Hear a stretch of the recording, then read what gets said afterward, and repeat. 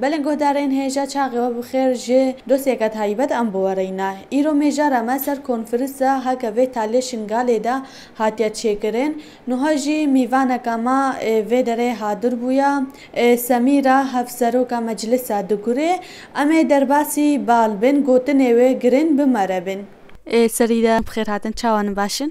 بله هول سمیرا ام قالا کنفرانسی بکن هکا و تالیه دا کنفرانس هاتی دری خستن بری وکم قاله بکن شخو 11 ساله سر فرمانی را چویا تایبت جنا ازدی الوی فرمانی دا چه هاتا سری و حتی نوها 11 ساله و رخستن خو برخودان هکا شنگالی دا جنه کری چبو تکاری هنگه سر بنرخینی بله ام خیر هاتنا واتکن سر يعني وكجنا يزدي الفرماني ده چند سال مثلا در باس من سر فرماني رليه ما هتانوها برينيوان در يعني هيش هينا يعني زارو كهناجي هادنا قرتن مال بات هناجي مثلا وجنا يزدي بخوا هاتا هدف قرتن اف شاموي بزحمة تربو يعني بدناوي روحي وهمو هاتا هدف قرتن چاندو واخلاق الجن هاتا هدف قرتن ام فيها كده زحمتي هبو يعني درباس كرناوان احداثا هدان هو جي درباس نبويا ليه ما برخداين مزن بو راسي جي وقت جنا زدي بشتي فرمانه يعني بساعة فكر وفلسفة ريبر آبو خواب پرورده کر خواست پیش بکوی خواست طولا خواهکه مثلا پرکچه از دی جیبونا عسکری يعني عسكرية خواست آوا كرن خواستن برخوا بدن خواستن تولا خوا كن راسي جي جلك وساكر جي يعني افتشتكي جلك مازن بو يعني سر برينيت خوا آوا بكي يعني تشتكي نايا وصف كرن إنسان كاربج برينيت خوا آوا بكن جي آخا خوا آوا بك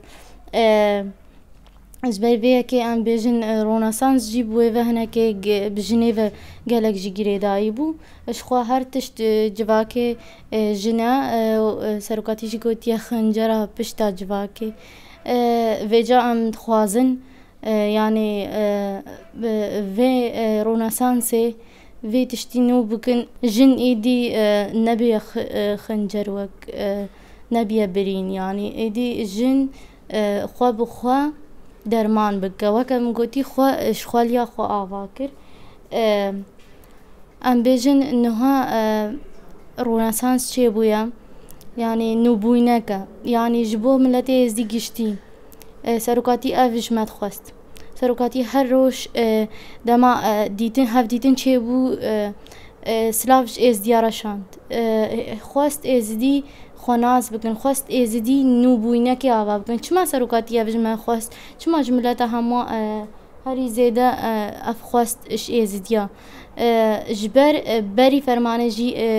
وید زانی چاوایا و پشتی فرمانه جی نوها جی يعني اجبر بيا كي ام لازم خطوات نو بابيجن مثلا انسان هفتي وچار جارة بكبيا نفسه يعني فرمانه ونفس ايش جيان بك يعني ايدي بيجن بس ايدي انسان بيجي بس ايدي مثلا في تشتي حدود داينه اي سروكاتي جيت خواست ام نبوينك يا بابك راستي رونسانس قالك يعني هات نرخان قالك تشت هات قوتن ديروكا ازديا جبو جن برتشت هات نرخاندن جبو نبوينك ازديا مثلا جنهو بيدا ازدي چبكن افهمو هات نرخاندن جبر بيك يعني نبوينك بلكي وصاب سحالي چهنا بو لهما و چه ببا انه بيدا ام نبوينك كدنا وكان بيجن چاوا بانزي تباخي بو فاجينك ملاتارج جلارة جبوينو يعني نو خو آفا بكن و بو فاجينك ام دبيجن رونسانس ازديا جي بو ازديار فاجين او جي وك بانزي تباخي چاوا اجبر بيكي ام في تشتي قالك ما زند بينن وراسي جي فتشتكي قالك بنرخة وك جني از دي ام تفلي في كاريبون ما برتش ديدن ما برتش گهدار کرن پر هیجان بو مورال بو ام کیف خوش بون ما زحمتي ويجي كشاندن جبر يعني ما تاريخ يعني دما تاريخ ازدياد هذا خوندن يعني دما بحث جن وبريني بشت يعني خنجرة بشتا جواكي هاتي كرن تايبت او جران هات لهما راستيا ما راستيا ما و امن وبوينكي آوا بكن ام سروي سوزي ام بردوامن وك ازدي وك جني ازدي ام جي تبليفي كاريبون ام جالك كيف خوش بون راسي جي ام نبوين جمرة لازمة ونا بس انساني رخصتن كري انساني ازدي همو جبو ازدي هموايا نبوينك جبو ازدي هموا تشتكي جالك بالنرخة في آلي دم كان سباسيا سروكاتي بكن جبر افج ما خواست بو وما هنا كي بيك اني إشالله مي دوام بكنجي إشالله ام وك كو او دخوازه در بكون ام رخنا دايني خوجي ددن الكيماسي خوده هكم هطان هما عينجي بله شخوات هنا كنا رخاند سر فكرة سر آلية جني وسر وكاتيرا ساعد خوش بس ام برسكادي بكن سر في كونفرسي هدف واش في كونفرسي چبو و انجام هكاش في كونفرسي هاتي داين چبو اجبر افجارا آبريا كونفرسي كاوسانه الشنغالي دا چيد بي ولی اف کنفرانس رونسانس يعني نبوينك بو ازدياره جه همو جهة عالم تبلي بو وبريكا ديمنجي پر انسان تبلي بون دستك دانا ازديا يعني خواستن دنگه ازديا داري مثلا عالم كهاتي كود ما نزاني وسا ازدي هتان هول برخود دنگاري گرك كيف خوش بونجي گرك مورال جي ازديا گرتن اف انجام يعني انجام کی باش بوجي راستي برياري باش جهات گرتن سر اساسي هكا نو بوينا يزيديا نو بوينا يعني ايدي بس يعني ايدي ام تشتكي نو اواكن وك صفحه كان نو فكن جي خورا وجواكا خورا جهرت تشتي نوره يعني ام فاكرينا تشتي بري خلاص فرمان چون يعني ايه تمام ام دزان فرمان هبون ام دزان مجيان كرن ديرو كما همو هيا ليه دەستپێکەکە نو دەستپێکەکە بەرخۆدانی دەستپێکەکە بەهێز دەستپێکەکە بێت ترس و برس يعني بله اشخوتا گو نامه ورده نداینون گلک تفلی بونش آلی دیمن و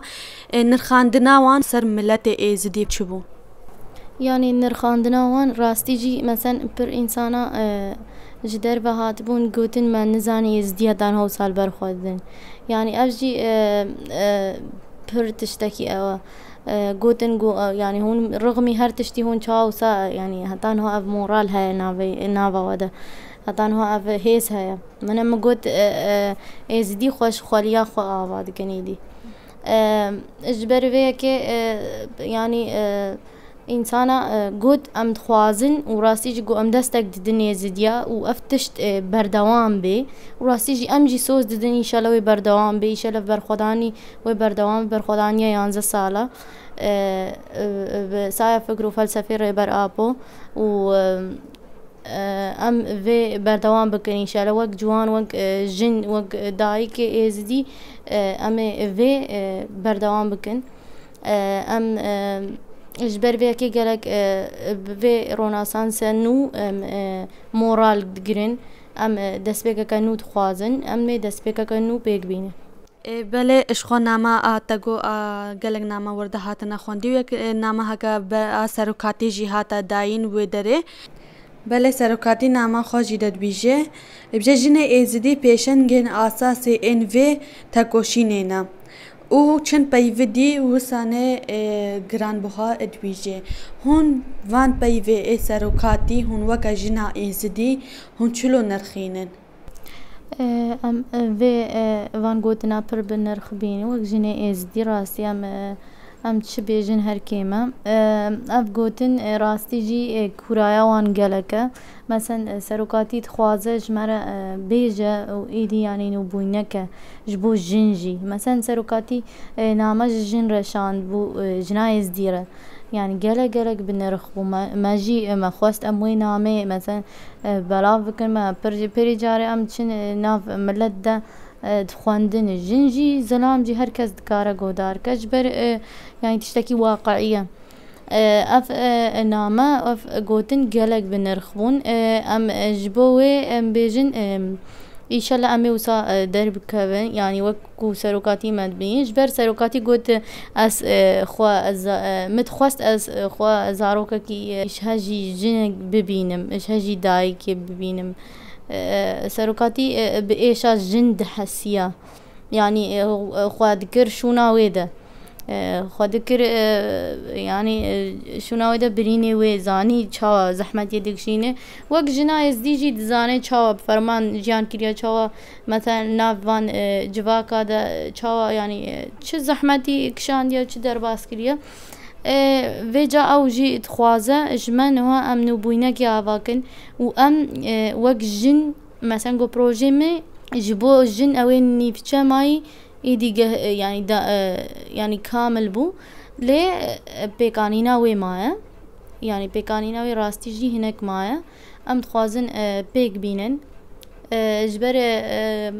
سروكاتي روح دا جني راستي جي جني زحمتي بردك شاند وقتي يعني جيوي الناف سياسة دا نبو جيوي الناف عسكري دا نبو جيوي الناف جواكي دا زحمتي دكشاند سروكاتي بشتي يعني